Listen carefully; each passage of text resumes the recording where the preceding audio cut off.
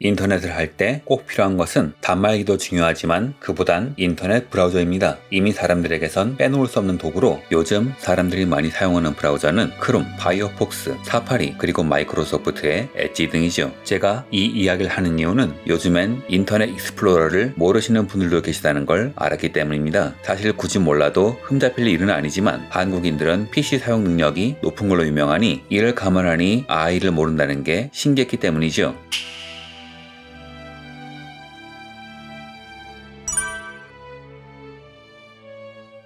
아이는 1995년 당시 브라우저를 제패하던 황제 넷스케이프를 제치고 브라우저 시장을 천하통일합니다. 한국인터넷진흥원 차세대 웹기술지원센터에 의하면 아이의 점유율은 2010년까지만 해도 94%에 달했다고 하죠. 하지만 2022년 6월 기준으로 한국에서는 1.41%로 급감합니다. 참고로 전세계 점유율은 0.69%였다고 하네요. 수치는 기관마다 차이는 있지만 어느 조사도 1% 미만의 수치입니다. 한국이 그나마 높은 이유는 얼마 전까지만 해도 아이가 없으면 관공서 이용이 불가능한 아이 천국이었기 때문이겠죠. 여하튼 한때 천을 호령한 아이는 최근에는 완전히 무너지고 말았습니다. 대체 인터넷 익스플로러에 무슨 일이 벌어진 걸까요?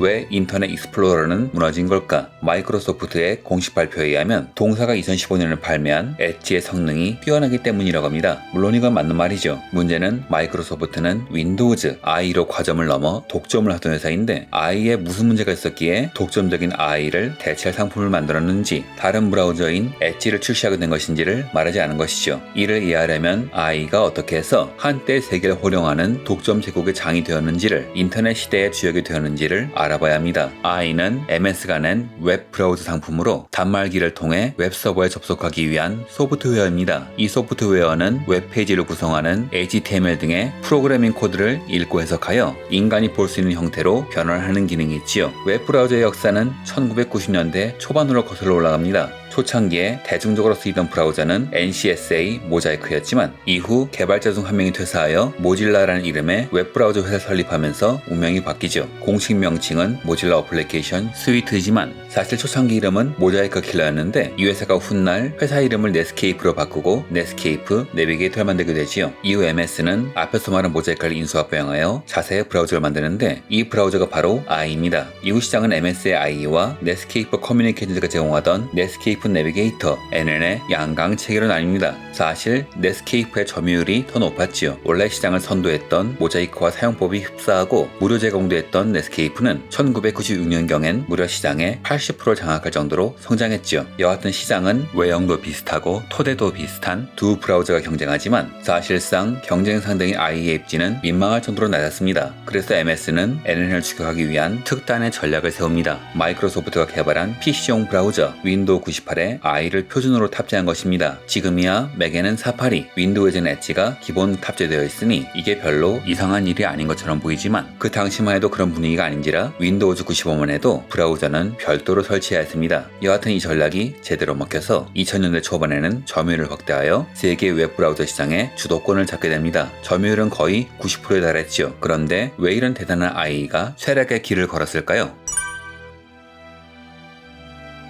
2005년을 기점으로 시장에는 파이어폭스, 오페라, 크롬 등의 브라우저가 속속들이 출시됩니다. 이 브라우저들의 공통점이라면 빠른 동작, 간편한 커스터마이즈라는 IE가 하지 못한 약점을 공략하는 전략을 취했다는 것이죠. 반면 IE는 여기에 제대로 대응을 하지 못했는데요. 이유인즉 시장을 완전 장악한 상황이 되자 적극적인 업그레이드를 중단하고 최대한 보수적으로 구시대의 코드의 기능만 보완하면서 운영했기 때문이죠. 후발주자들은 바로 이 점을 파고든 겁니다. 또한 90%의 점유율이 문제가 되었는데요. IE가 아무래도 점유율이 높다 보니 취약점을 노린 바이러스도 그만큼 많았던 것이죠. 무거운 동작, 수많은 바이러스 위협 등이 불편을 초래하면서 IE의 점유율은 2010년엔 59%까지 급락, 그 뒤를 이어 파이어폭스가 23%로 바싹 추격하는 상황이 됩니다. 이런 일이 벌어진 이유는 IE의 규격 자체가 낡았다는 점, NN과 시장 쟁탈전을 하면서 낡은 규격을 개선하는 것이 아니라 차별화된 기능을 제공하는 데만 주력했기 때문에 정작 프로그램 자체의 기능은 성장하긴커녕 일부 사용자에겐 퇴보했던 끔찍한 소리를 듣고 있었기 때문이죠. 그리고 2014년 아이의 운명을 뒤흔들 치명적인 보안 문제가 터지죠. 취약점을 이용하여 가짜 페이지가 표시되며 여기 입력한 정보가 해커에게 그대로 강탈되는 일이 벌어진 겁니다. 이러자 개인정보도 개인정보지만 금융 쪽은 난리가 났죠. 개인적으로 인상 깊었던 것은 일본 우체국인데요. 아무래도 민영화된지라 보안에 정말 돈을 안 들여서 가뜩이나 보안이 취약하다고 소문난 곳인지라 아예 해커 조직이 우체국 예금을 이용하는 노인들을 대놓고 노렸기에 피해가 유난히 심각했었습니다. 이런 사태가 전 세계적으로 벌어지자 미국 국토보안부는 마이크로소프트가 효과적인 대책을 세우기 전까지는 IE의 대체 브라우저를 사용할 것을 권장한다고 발표하기 이르렀죠. 전 세계가 주목하는 보안의 수장이 IE의 문제를 공식적으로 인정해버린 겁니다.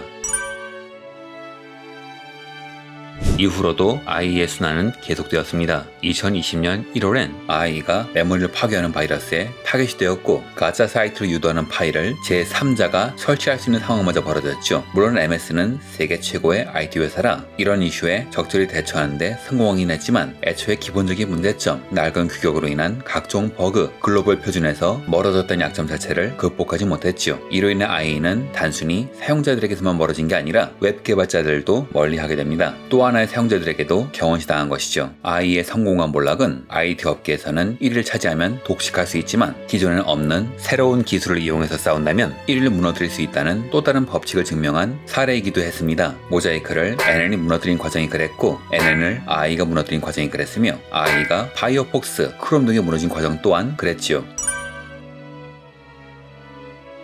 이후 주도권은 NN을 만들었던 모질라의 파이어폭스로 옮겨가는 듯 했지만 스마트폰이라는 새로운 혁명의 불길이 퍼지면서 아이폰을 만들어낸 애플의 사파리, 안드로이드를 만들어낸 구글의 크롬이 추월하게 되지요. 그리고 경쟁에서 완전히 밀려난 MS는 결국 IE를 포기하고 완전히 새로운 브라우저인 엣지로 다시 도전하는 처지가 되지요. 하지만 이미 판도가 박힌 시장을 뒤엎는 건 쉬운 일이 아닙니다. 2023년 상반기 기점으로 크롬의 세계 점유율은 무려 66.13%이며 2위는 11.87%의 사파리죠. 엣지는 3위인 11%에 불과한데 앞에서 말했던 이 업종은 한번 1위를 하면 독점이 가능한 시장이며 1위와 2위가 점유율이 높은 이유는 단순히 기능이 좋아서만이 아니라 스마트폰이라는 디바이스가 있기에 가능한 수치임을 감안해서 보자면 이 시장에 자리 잡는 데 실패한 MS의 입장에서 추격하기는 어렵지 않을까요? MS에겐 단순히 좋은 브라우저만이 아니라 패러다임의 전환이 필요한 시기이며 그렇기에 MS가 지금 AI에 주력하는 것이 아닐까 생각합니다. 기존의 자신들이 편의성을 무기로 NN을 이겼고